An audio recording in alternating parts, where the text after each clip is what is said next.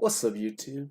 It's your boy, Mahatma Gandhi, here with some choices that matter.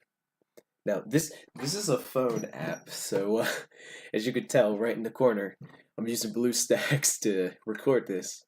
But yeah, this is like a text-based RP kind of game, and I actually like those kind of games, so I decided I'm gonna play this since I finished LA Noire. And then you also still got the choice of the voting poll after Vice City ends of what I play next. So yeah, without further ado, we'll start with the first one, and the sun went out. Okay, getting updates on the story. Okay, guys, that took a while, but we're here. So we got Tin Man Games, developed with the assistance of Victoria State Government. Whoa. Film Victoria, Australia. Oh, Australia. I love my Australians, bro. I'm 13 years older, or I'm under 13. Okay, I'm definitely above 13. I haven't been 13 in a little bit, so yeah. Choices in an interactive fiction app that updates once per week, supported by in-app purchases and or video ads. First part of the story is free. This is just the beginning, and we plan introducing more stories within the app. Okay. There's no death in your future, but that does not mean your decisions are without risk. I already can tell I'm gonna get so many people killed. I already tell. Choices. Right. Got two circles and a square. Okay, that's good. Day 95, and the orange bulb gas that sustained life on this planet for billions of years was still burning in the sky. The scientists were completely wrong. Thankfully. Whoa. That was, ooh. That made my ears feel very weird. Something vibrated on my wrist. I raised my hands and studied the watch-like device. It was my Modicon, or simply Modi as I called them. Hello, teacher. This temperature this afternoon is a crisp 30 degrees Fahrenheit. I do hope you're wearing your warm jacket. I ain't never heard nobody use the word crisp to describe the weather. Dang. Oh.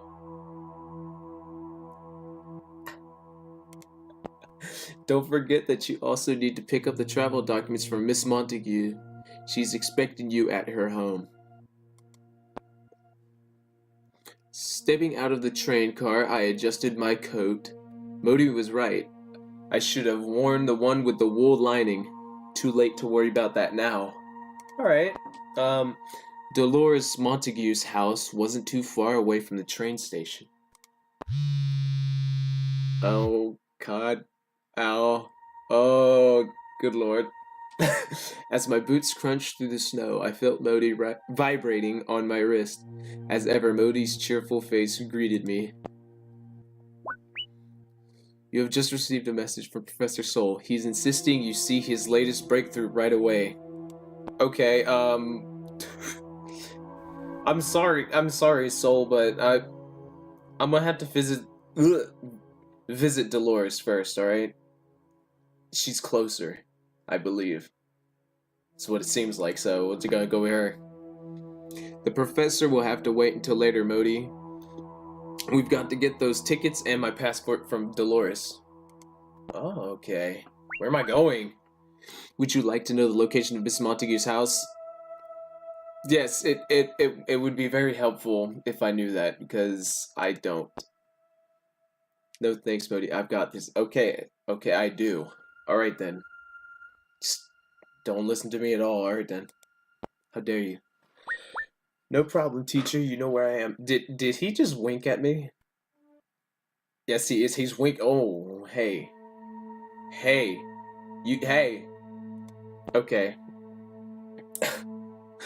I remember her address, 1204 South Street, not too far away. Before I knew it, I was knocking on her front door. It's about time you turned up. Hey, you gotta be like that. The door was opened by Dolores, a tall woman with olive skin and shoulder-length dark hair. The dim light made her features difficult to make out, and her body language suggests she was a little tired.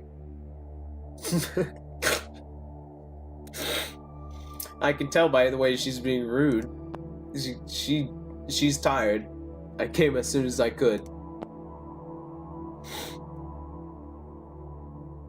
Anything wrong, or where are the travel documents?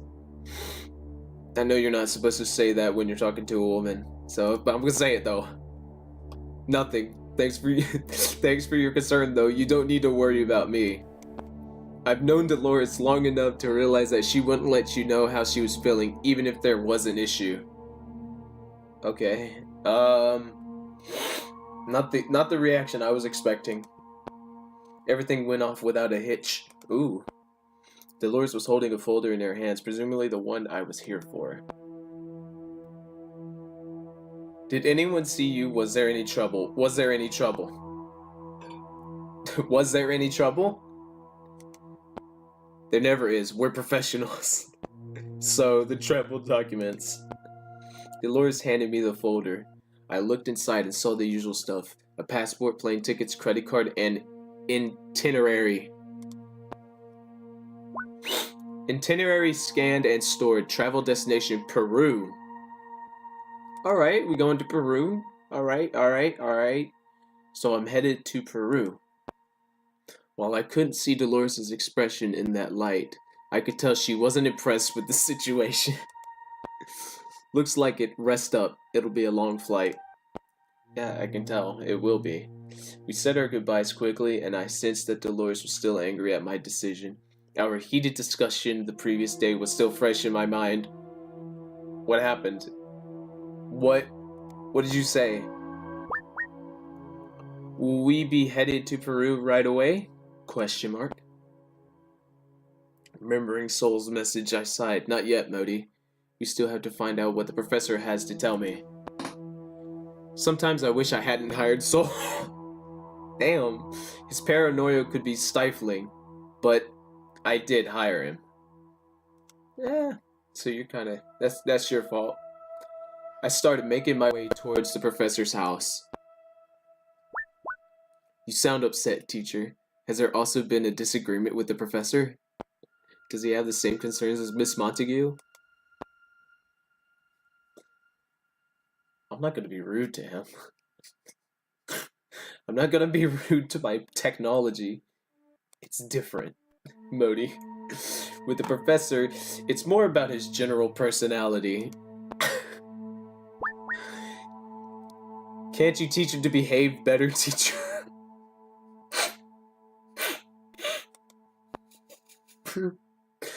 I chuckled. No, Modi. I'm not his teacher. He's too old to have one. Oh, okay. That's too bad, because I think you're an excellent teacher. That's what's up, Modi. Hey, that's what's up.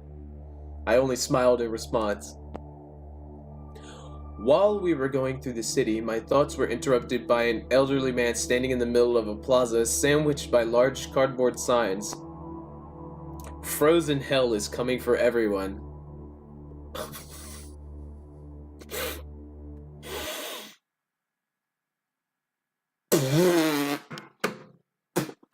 It closed out on me.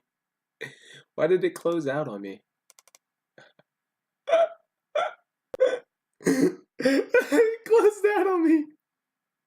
Okay. Alright, well, I'm just gonna cut all this out, so... Okay. I made it back. It just decided, it's like, nah, you ain't playing no more. Nah, you got work to do. I should be used to those by now. Those doomsday signs started 3 months ago after the temporary sun outage incident. Temporary? Sun outage? I'd be freaking out. Okay. Honestly, I would be freaking out. Is frozen hell coming for me too, teacher? Hell isn't real, Modi. Only humans go to hell, Modi.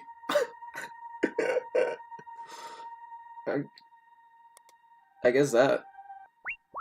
I understand, teacher. I don't know if you do. Now that I was thinking about it, I wondered if that was strictly true considering how freezing cold it was this winter. It was a good thing Modi couldn't feel the chill. After about 20 minutes, I finally arrived. I wrapped my arms around myself and shivered a little. It was snowing throughout the entire journey. I crossed the lawn and pushed the buzzer on the front door. No response. I tried again. Still nothing. The door was locked, obviously. Maybe he had gone out. Maybe he had to go to Publix, you know? Maybe he had to go get himself some freaking juice or something like that. Oh, great. Okay, I need to watch an ad, so I'm just gonna cut all this out.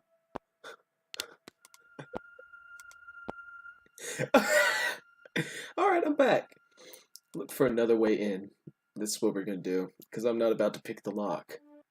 That's illegal, okay? Perhaps there was an open window or something. It suddenly occurred to me that I had never seen much of the professor's home. I walked around the property, studying every possible entrance. The windows were either too high or bolted shut. Why are the windows bolted, teacher? The professor suffers from a rather severe case of paranoia, Modi, like most scientists after the incident. Why is he suffering from paranoia? Can it be fixed? No, it can't. I chuckled. Don't I wish, Modi? Don't I wish? Walking around the house, I found myself in the backyard, looking at the professor's back door. I tried it, and to my surprise, it swung open with ease. What the heck? Why wasn't it locked? Upon further examination, I realized the lock was broken. Oh, hell no, he dead. He's dead. Nah, he dead. He has to be dead. Oh, jeez. Be careful, teacher. I cautiously stepped inside the professor's home. There was a large suitcase sitting by the front door. From its bulging sides, I had the impression that it was overpacked. This dude was planning on leaving. I've been paying you, bro. Was Soul going somewhere? He hadn't said anything about a trip. Nah, this dude trying to leave you. Suddenly, my phone rang, surprising me. It's Miss Montague, teacher. Would you like to answer it? Yes. Dolores, what's up? You might want to turn on the TV, she stated. I'm not home right now. Hang on, I think there's a TV upstairs. It's very suspicious. I gripped the railing and headed up the steps, each wooden stair creaking and groaning as I went. Climbing into the attic, most of it was covered in a thick layer of dust and cobwebs. Disused boxes, papers, books, and paraphernalia. Dang, I have never had to say that. And paraphernalia crowded most of the tiny space. Hurry up, she urged. Chill. Patience, Dolores, yes. Patience. One area, however, had seen frequent use. A crude desk made from excess boxes and planks. Sitting atop it was an exquisite clockwork model of the solar system. There was, however, no television. The professor must have sold it since I was last up there. No TV up here either, Dolores. You'll have to tell me what's on it. The sound of her sigh came through the phone. I could practically see her frowning in annoyance. Very well. Do you remember Philip Argyle?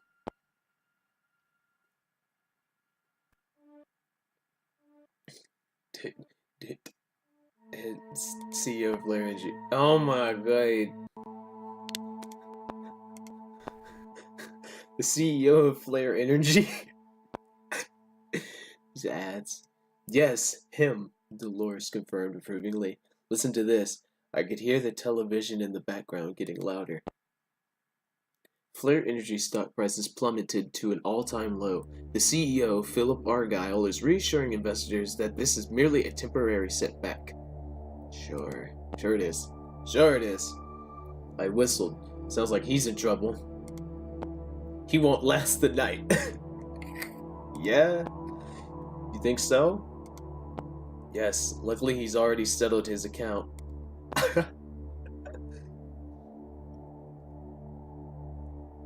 Are we responsible for this? No, and neither are any of our connections, Dolores assured. Are we a crime syndicate? Good to hear. Sound like a crime syndicate. With nothing else of interest in the attic, I decided to explore elsewhere. I passed by the bulging luggage at the front door as I climbed down the second flight of stairs, headed for the basement. Ah, yes, there's something else I forgot to tell you earlier. It's quite important. Hang on, it's a little dark down here, I said as I felt along the basement wall. The entire room was pitch black. You see... Oh, someone's at the door. Oh, won't be a moment. I could hear her footsteps fade as she walked to the front door. Feel for the light switch. This wouldn't be my first time having to find the light switch in this room. The professor sometimes worked in total darkness, especially recently. Hold on, he's a professor, so he'd have to write down notes. How the heck is he gonna write them down in complete darkness? He got some strong eyes. Feeling my way along the wall, a loose piece of rope brushed against the back of my fingers. Found it. I smiled. I pulled on the light switch cord only to reveal a grim discovery. He dead. He dead. There's a dead body. He dead. He dead. He just dead. He's got it. Professor Soul was dead. Lying on his front, the professor's back exposed a large bullet wound, his white lab coat splattered with blood. Oh, good lord. Bile rose in my throat and I gagged, covering my mouth with my hands. My work had always been dangerous, but I've never been confronted with the body of a friend before. My heart pounded, making me dizzy. Good God. 100 thoughts and emotions raced through my mind all at once. What did this mean? Why would someone kill him? Did it have anything to do with what we were doing? Wait, was that someone at Dolores' door? No! Don't kill Dolores. Don't. No! Dolores, don't answer the...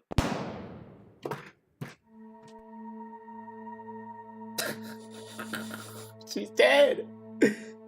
Man!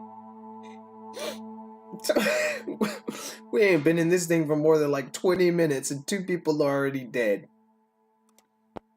An ear-splitting gunshot sound rang through the receiver. The line went silent. There wasn't time to call for help. Stay on the line and try to listen. I'm gonna stay on the line and try to listen. Okay. But no, actually, no, I'll continue. I'll continue for one more decision. Alright.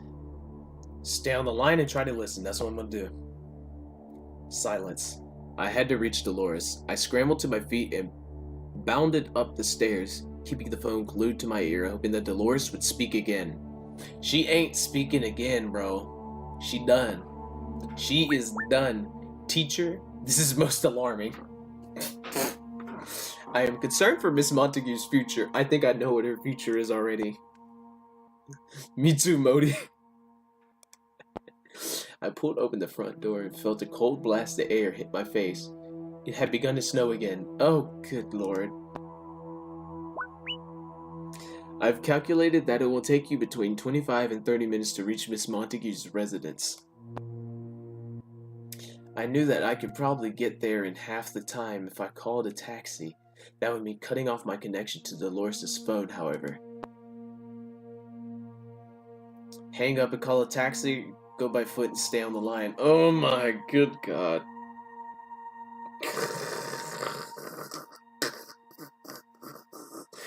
Okay, let me think.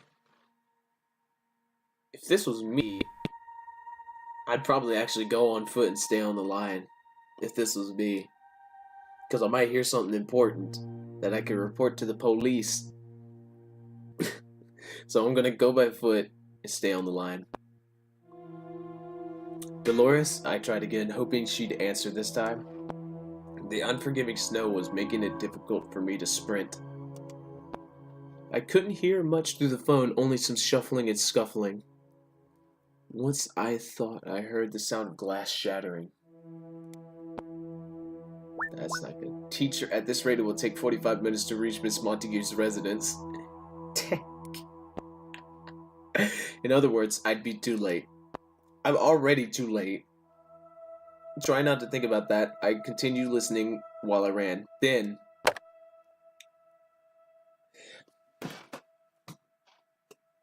was that the sound of them hanging up on me? I felt a chill down my spine. Someone had disconnected Dolores' phone. Oh my god.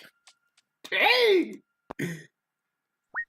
I have checked. Why are you smiling, bro? This is not a right time to smile.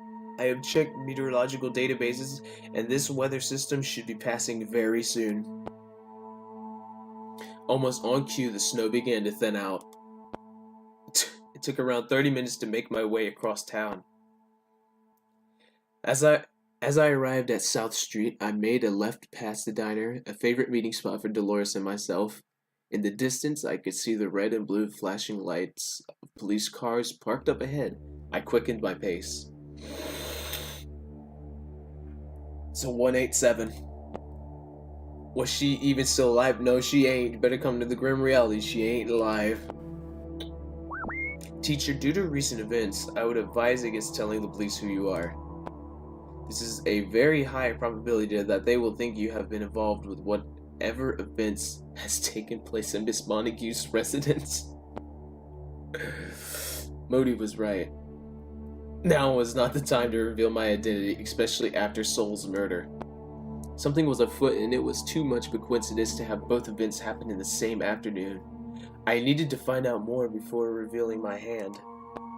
Still, speaking to an officer was the best way to find out what happened to Dolores. Was it worth the risk, or was there something else I could do? Nah, bruh. You could just use a freaking, like, alias if they ask for your name. So I'm about to ask. I'm sorry, we don't want to disclose any more information at the moment. The male officer, who was leaning against one of the cars drinking hot coffee from a paper cup, seemed disinterested with the whole event taking place. I pushed him for a little more information, asked if anyone had been hurt. He turned and viewed me with suspicion. Oh no. No, just a break and enter, it seems. Alright, so... oh, no, wait, hold on. Police would not tell you that kind of information unless you were next of kin. A female officer strode out of the Dolores' front door, speaking on the phone. She lowered it and covered the mouthpiece as she shouted across to the coffee-drinking policeman. You better drink up, Patterson. We have a body on the other side of town. A professor something or other. Oh, no. Oh, no. I would strongly suggest not asking any more questions, teacher. I ain't about to. At least Miss Montague is still alive. You need not worry any further. Okay. I trust you. As the officer took another sip from his coffee, I backed away into the crowd that was slowly gathering to see what all the fuss was about. I quickly turned and headed down a nearby road that ran perpendicular to South Street. I needed to get back home and prepare for my trip. Today wasn't turning out quite how I imagined it would. A large black sedan stopped abruptly in front of me, its wheels sliding on the slush. In the next few moments, everything happened so quickly. I turned and began to run, almost slipping on the icy sidewalk. Uh-oh. I heard the sound of the silencer and immediately felt an explosion of pain between my shoulder blades. I fell. Down, down, down, into darkness. Arc 1 completed. You and 31% of players have been pushed into a car knocked out. We're off to a great start. I've already been kidnapped. Yes, I've been kidnapped, people. Alright. Well, you know what? I'm gonna call this the end of the video. So, if you guys enjoyed, leave a like, and I'll do more of these. Maybe make them longer. I don't know. Matters on what you guys want. But I will see you guys in the next video.